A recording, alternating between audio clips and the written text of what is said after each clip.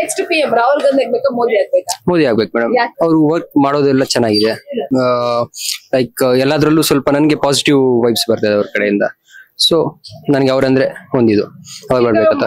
ಮೋದಿ ಅವರು just GST ಮಾಡಿದಾರೆ, ಅದರಿಂದ ತುಂಬಾ ಎಲ್ಲರಿಗೂ ತೊಂದರೆ ಆಗ್ತದೆ ಅಂತೆಲ್ಲ ಕೆಲವರು ಹೇಳ್ತಿದ್ದಾರೆ, ನೀವೇನ್ ಹೇಳ್ತೀರಾ? ಇಲ್ಲ ಮೇಡಮ್, ಅದು ಒಳ್ಳೇದೇ ಮಾಡಿದ್ದಾರೆ. ಇದಕ್ ಮುಂಚೆ ಬಂದು ವ್ಯಾಟ್ ಸಿಸ್ಟಮ್ ಇತ್ತು, ಕೆಲವರು ವಿಚ್ ಮೀನ್ಸ್ ನನ್ಗೆ ಗೊತ್ತಿರೋ ನನ್ನ ನಾಲೆಜ್ ಪ್ರಕಾರ ಕೆಲವೊಬ್ರು ಮಾಡ್ತಾ ಇರ್ಲಿಲ್ಲ.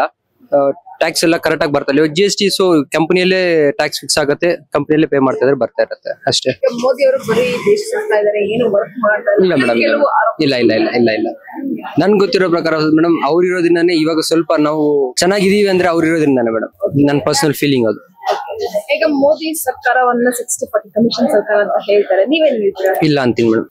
ಹೇಗೆ ಇಲ್ಲ ಇಲ್ಲ ನನ್ಗೆ ಗೊತ್ತಿರೋ ಪ್ರಕಾರ ಮೇಡಮ್ ಅಷ್ಟೇ. ಈಗ ಮೋದಿ ಅವರು ಕೆಲವೊಂದು ಸ್ಟ್ಯಾಚ್ಯೂಗಳನ್ನ ನಿರ್ಮಾಣ ಮಾಡಿದ್ದಾರೆ, ಲೈಕ್ ಕೆಂಪೇಗೌಡದಾಗಿರ್ಬೋದು, ಸರ್ದಾರ್ ವಲ್ಲಭಭಾಯಿ ಪಟೇಲ್ ಅವರ ಸ್ಟ್ಯಾಚ್ಯೂ ಆಗಿರ್ಬೋದು. ಆ ಸ್ಟ್ಯಾಚ್ಯೂಗೆ ಇನ್ವೆಸ್ಟ್ ಮಾಡುವಂತ ದುಡ್ಡನ್ನ ಬಡವರಿಗೆ ಇನ್ವೆಸ್ಟ್ ಆಗಿದ್ರೆ ಎಷ್ಟು ಅಭಿವೃದ್ಧಿ ಆಗ್ಬೋದು ಅಂತ ಕೆಲವರ ಮಾತು, ನೀವೇನ್ ಹೇಳ್ತೀರಾ? ಮೇಡಮ್ ಇವಾಗ ಅದಂತಾರೆ, ಇವಾಗ ಅದನ್ನ ನೋಡಕ್ಕೆ ಟೂರಿಸಂ ಸ್ಪಾಟ್ ಆಗತ್ತೆ.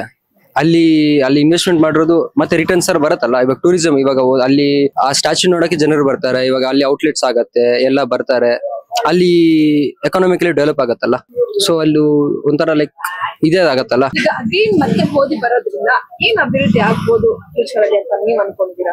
ಇನ್ನ ಮುಂದಕ್ಕೆ ಹೋಗುತ್ತೆ ಮೇಡಮ್. ಇವಾಗ ನೋಡಿ ಎಕಾನಮಿ ಎಲ್ಲೋ ಇತ್ತು, ಇವಾಗ ಟಾಪ್ 5 ಬಂದಿದೆ. ನನ್ಗೂ ಇವಾಗ ಅವ್ರು ಹೇಳಿದಾರೆ ಲೈಕ್ ಟಾಪ್ 3 ತರ್ತೀನಿ ಅಂತ. ಮೇ ಬಿ ಇಂಪ್ರೂವ್ ಆಗ್ಬೋದು. ಟಾಪ್ 3 ಬಂದ್ರೆ ಎಲ್ಲರಿಗೂ ಒಳ್ಳೇದೇನಲ್ಲ.